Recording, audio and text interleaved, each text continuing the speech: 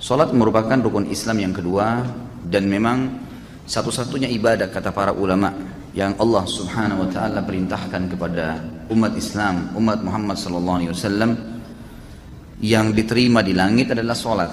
Sementara ibadah yang lain semuanya di bumi. Semulia apapun ibadah itu semuanya Jibril alaihissalam yang membawanya dari langit.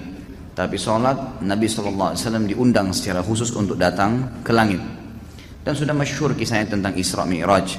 Bagaimana Nabi SAW dihibur oleh Allah Subhanahu Wa Taala setelah beliau merasa sedih sekali. Dikenal dengan amal huzun, tahun kesedihan. Karena pada tahun itu Nabi SAW kehilangan dua orang yang dicintainya. Pertama Abu Talib pamannya yang selama ini mendukung dakwanya dan meninggal dalam keadaan kufur.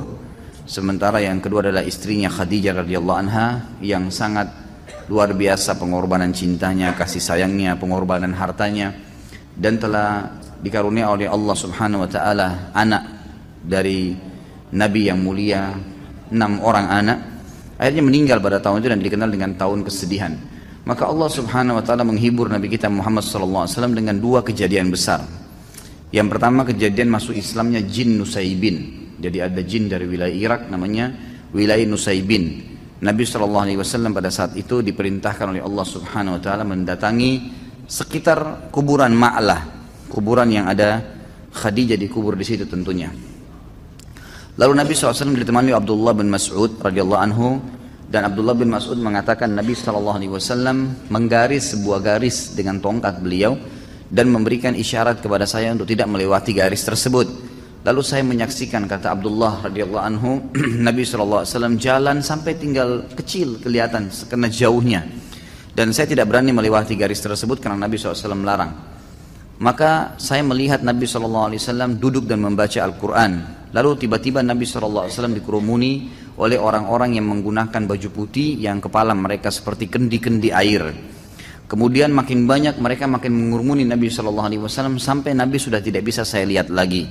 Lalu kemudian saya berusaha berdiri ingin membantu Nabi SAW karena khawatir terhadap beliau. Ternyata Nabi SAW memberikan isyarat dengan tongkatnya agar saya tetap duduk. Lalu beliau pun mengatur mereka dengan tongkat beliau SAW sampai mereka semua teratur rapi.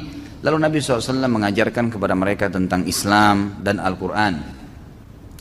Setelah itu mereka semua bubar. Lalu Nabi SAW balik dan mengatakan kepada saya, wahai Abdullah, itulah kalangan saudara kalian jin yang beriman kepada risalahku yang datang dari wilayah Nusaybin, Kalau kau tadi melewatin garis yang saya telah berikan, maka mereka akan mengeroyokimu, gitu kan. Jadi maksudnya kamu tidak boleh maju. Akhirnya Nabi SAW dihibur oleh Allah Azza wa Jalla mengatakan kalau orang-orang Quraisy Mekah manusia tidak mau beriman pada Muhammad, ini saya utus ya, makhluk yang lain jin, jumlahnya banyak, dan jin ini cara berimannya cuma mendengarkan ayat yang sudah beriman dasarnya kepada risalah Nabi sebelumnya, lalu mereka beriman, lalu mereka langsung menjadi dai di kaumnya, gitu kan.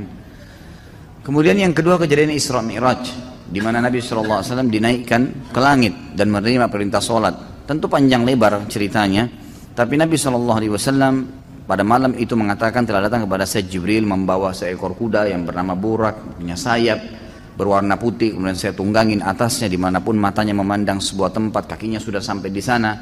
Lalu saya tiba di Palestina, kemudian pada malam itu saya pun mengimami para nabi-nabi yang dikumpulkan oleh Allah Subhanahu Wa Taala, 124 ribu nabi. Allahu alam bagaimana. Yang jelas mereka diimami oleh Nabi SAW. Kemudian Nabi SAW mengatakan saya dimi'rajkan ke langit, naik ke langit. Di langit pertama saya bertemu dengan Adam lalu berbicara, terjadi dialog. Langit kedua bertemu dengan Isa, langit ketiga ya, bertemu dengan Idris, langit keempat bertemu dengan Yahya ya, langit kelima ketemu dengan Harun, langit keenam ketemu dengan Musa, langit ketujuh ketemu dengan Ibrahim alaihi wassalatu wassalam.